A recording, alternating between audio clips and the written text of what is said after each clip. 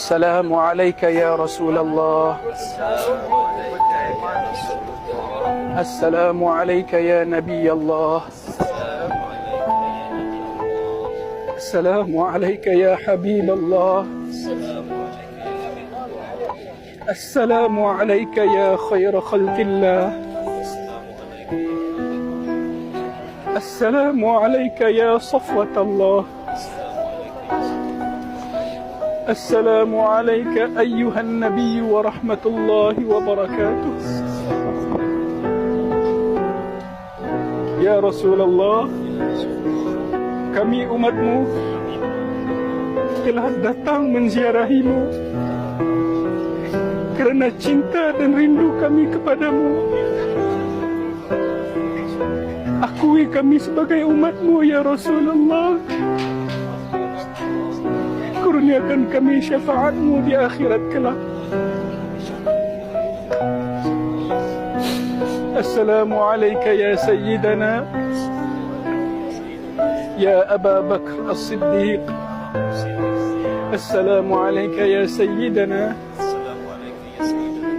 يا عمر بن الخطاب الفاروق. Ya Allah, janganlah jadikan ziarah kami ini ziarah yang terakhir dalam kehidupan kami. Kurniakanlah kami keizinan dan kesempatan untuk sentiasa mampu berziarah kepada bumi Madinah yang diharamkan oleh Nabi-Mu Nabi Muhammad sallallahu alaihi wasallam. Suburkan rasa cinta dan rindu kami kepada Rasulullah sallallahu alaihi wasallam.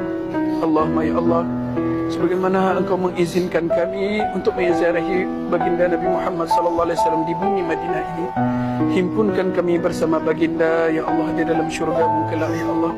Himpunkan kami bersama baginda di dalam syurga-Mu kelak ya Allah.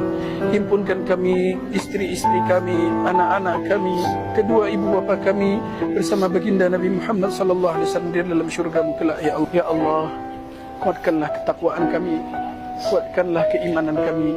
Jadikanlah kami hamba-hamba-Mu yang sentiasa bersyukur di atas setiap nikmat-Mu ya Allah. Ya Allah, jadikanlah kami di kalangan umat kekasih-Mu Nabi Muhammad sallallahu alaihi wasallam yang berhak mendapatkan syafaat baginda di akhirat kelak. Sallallahu ala sayyidina Muhammad wa ala sahbihi wasallam. Walhamdulillahi rabbil alamin.